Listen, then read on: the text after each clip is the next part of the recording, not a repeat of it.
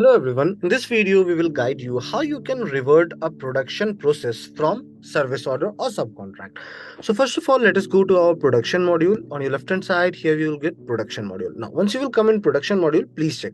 This is one of my production process which I have sent in subcontract. You can very well go ahead and find the same in all production processes.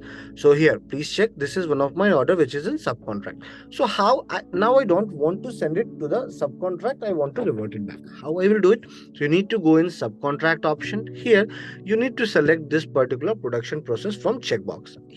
On your right hand side, you will get an option of revert subcontract. Click on this. Here it will ask if are you sure you want to revert it. Click on yes, and this particular subcontract is reverted now. You will not be able to see it in the list. I will come back to all production processes. Going below, please check.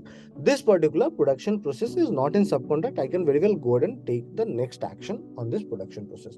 I hope this video will be helpful to you. Have a good day ahead.